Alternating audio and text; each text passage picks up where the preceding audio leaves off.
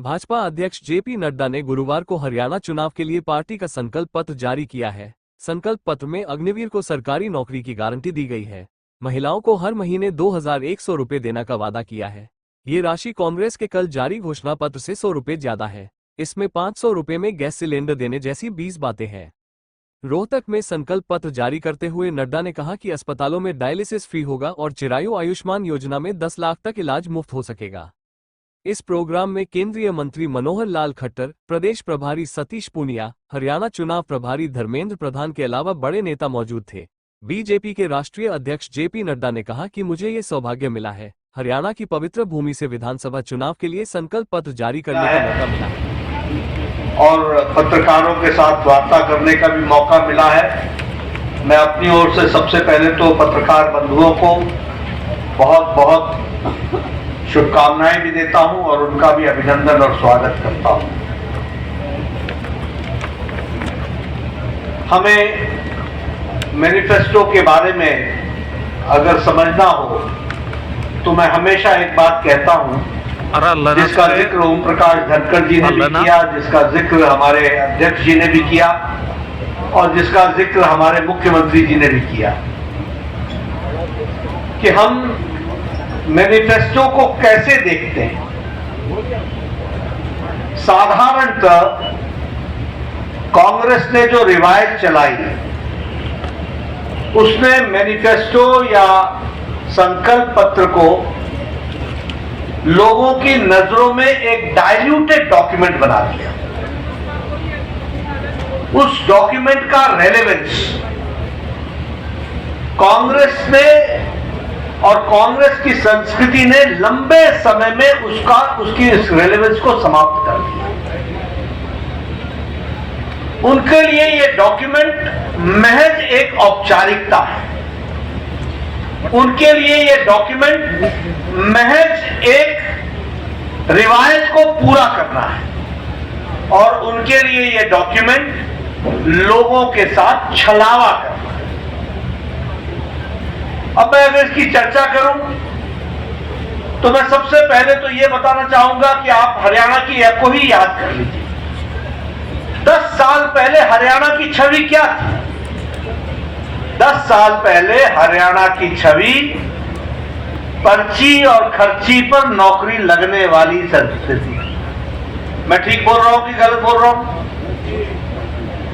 पर्ची पर नौकरी लगती थी कि नहीं? नौकरियों के चलते लोगों को सजाएं हुई कि नहीं हुई? जो सत्ता में बैठे थे वो तकलीफ में आए कि नहीं आए?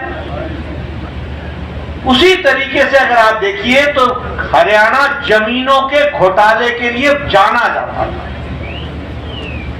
तो अगर हम उन पार्टियों की चर्चा करें तो उनका मैनिफेस्टो, रियल मैनिफेस्टो तो ये था, जमीन का घोटाला, औने पौने दाम में जमीन को लेना और उससे मुनाफा कमाना, किसानों की जमीन को हड़पना। हरियाणा की हर सरकार भ्रष्टाचारी कहलाती थी कि नहीं कहलाती? इसलिए आज जब हम संकल्प पत्र की बात करते हैं, जिसका मैं अभी विस्तृत विवरण रखूंगा ताकि आपके ध्यान में आए कि हमारे लिए मैनिफेस्टो या संकल्प पत्र यह कितना महत्वपूर्ण है। और इसीलिए मैं ये कहूंगा कि सबसे पहले तो जो हम लोगों ने कहा है नॉन स्टॉप हरियाणा। अब हम तो जो बैठे हैं मंच पर भी और नीचे भी हमारे साथी, हम तो हरियाणा की सेवा नॉन स्टॉप कर रहे हैं, लेकिन इसको नॉन स्टॉप रखने में बहुत बड़ी जिम्मेवारी आपको निभानी है और आपको संकल्प को पूरा करना है। मैं तो आपके सामने रिपोर्ट कार्ड रख दूंगा, मैं आपके सामने जानकारियों के साथ विषयों को रखना चाहूंगा। अभी अभी मैं इसलिए कहता हूं क्योंकि how do you assess the seriousness of the संकल्प पत्र? यह सीरियस डॉक्यूमेंट कैसे बनता है? यह सीरियस डॉक्यूमेंट इस बात से बनता है कि जो कहा था वो किया है, जो नहीं कहा था वो भी करके दिया है और जो कहेंगे वो पूरा करके देंगे, ये इस बात की गारंटी है।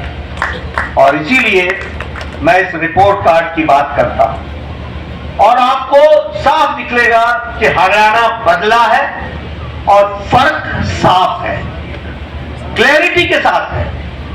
और जब मैं इसकी चर्चा करता हूं तो पत्रकार बंधुओं से मैं निवेदन करता हूं कि वो मेरे आंकड़े नोट कर लें। हरियाणा का 2014 में पर कैपिटा इनकम 1,37,000 थी। आज हरियाणा की पर कैपिटा इनकम 3 लाख रुपए है। इसका मतलब दुगना हो गया पर कैपिटा इनकम।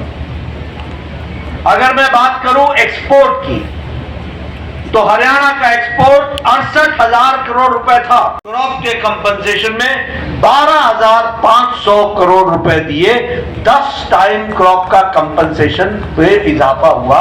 ये आप ध्यान में रखिए।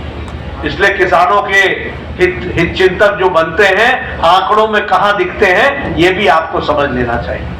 उसी तरीके से क्रॉप डैमेज के जो कंपनसेशन है वह 6,000 प्रति एकड़ था, उसको आज बढ़ा करके 15,000 प्रति एकड़ कर दिया गया, 2.5 गुना बढ़ा दिया गया।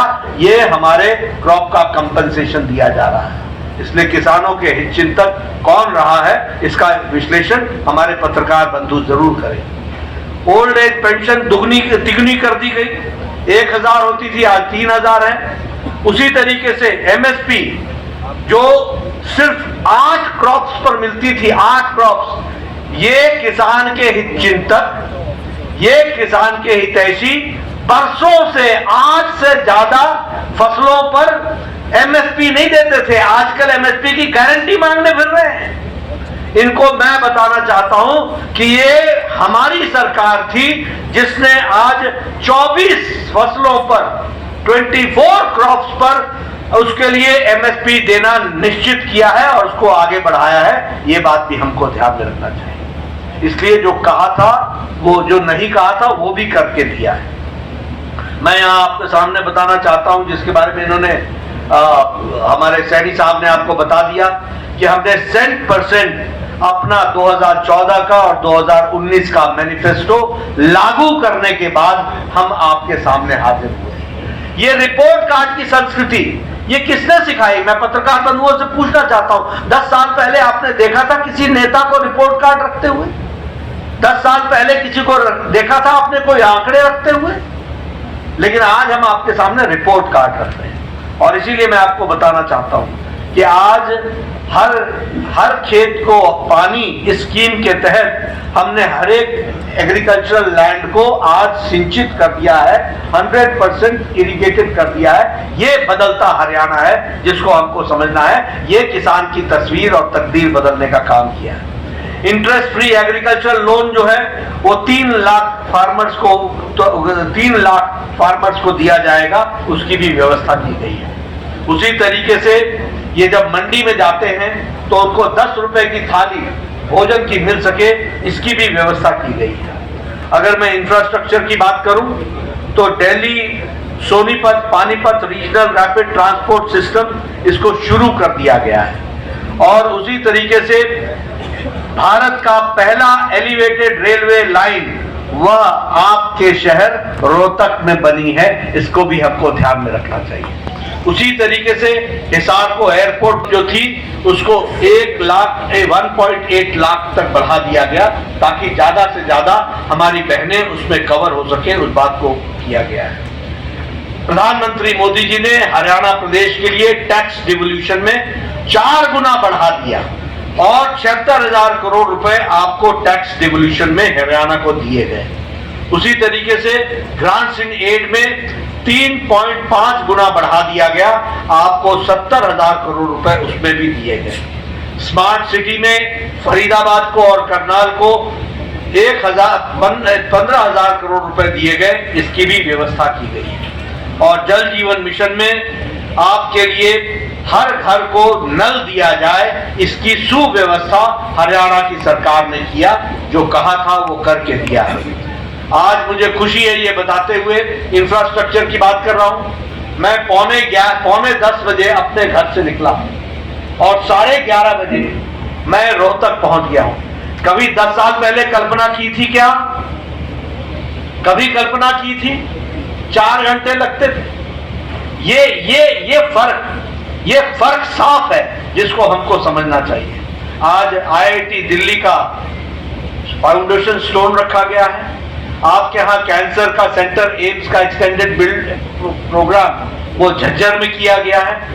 उसी तरीके से योगा और नेचुरोपैथी झज्जर में खोल दिया गया है। राव इंद्रजीत सिंह साहब यहां बैठे हैं, इनको पता है।